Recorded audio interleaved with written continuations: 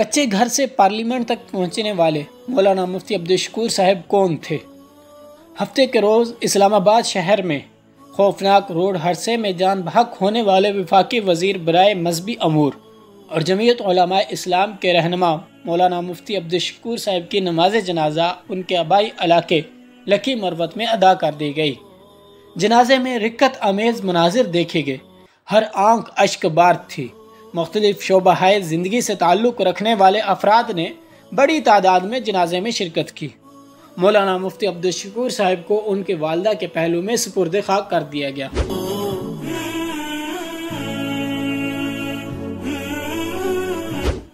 مولانا مفتی عبدالشکور صاحب نے 1 جنوری 1968 کو لکی مروت کے گاؤں تاجبی خیال میں ایک قدامت پسند مذہبی خاندان میں آنکھ کھولی۔ ابتدائی تعلیم مقامی سطح پر حاصل کی اور مذہبی تعلیم کے لیے اکوڑا کھٹک کی مشہور دینی درسگاہ دارالعلوم حقانیہ کا رخ کیا، جہاں سے 1993 میں اسلامک اسٹڈیز میں ماسٹرز کی سند حاصل کی۔ مولانا مفتی عبدالشکور صاحب حیدرآباد کی مشہور شاہ ولی اللہ اکیڈمی میں بھی زیر تعلیم رہے اور وہاں سے ماسٹر آف فلاسفی کی ڈگری حاصل کی۔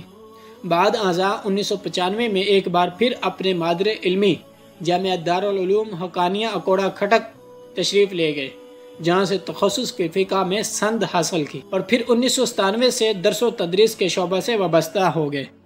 وہ نہ صرف پشاور بلکہ بنوں، رحیم یار خاں اور دیگر شہروں میں بھی درس و تدریس کے لیے باقاعدگی سے جاتے تھے۔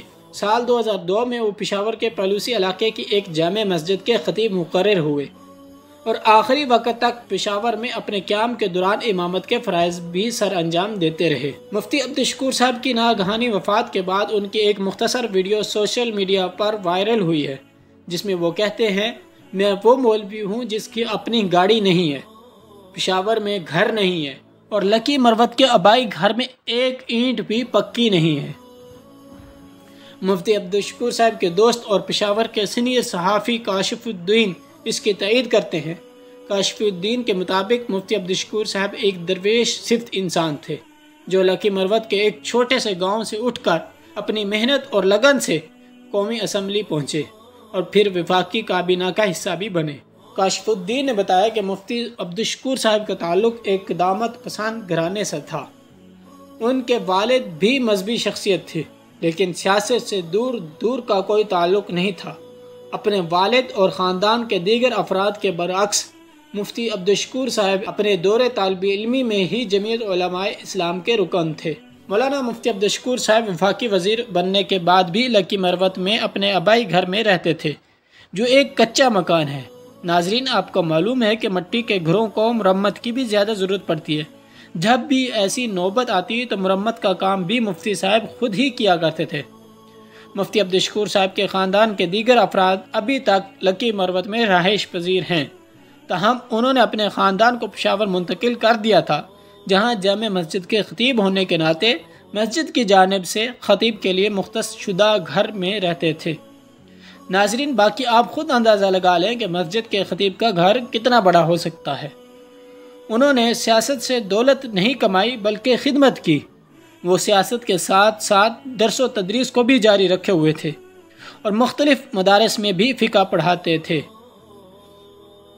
مفتی عبدالشکور صاحب FR لکی کے پسماندہ گاؤں میں ایک ایسے خاندان میں پیدا ہوئے تھے جس کا سیاست سے دور دور تک کوئی تعلق نہیں تھا، لیکن انہوں نے محنت سے اپنا لوہا منوایا۔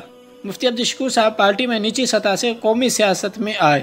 ان کی قابلیت اور محنت کو دیکھ کر پارٹی نے انہیں قبائل کا امیر بنایا اور انہوں نے 2018 میں تحریک انصاف کے مقابلے میں FR کی سیٹ سے کامیابی حاصل کی۔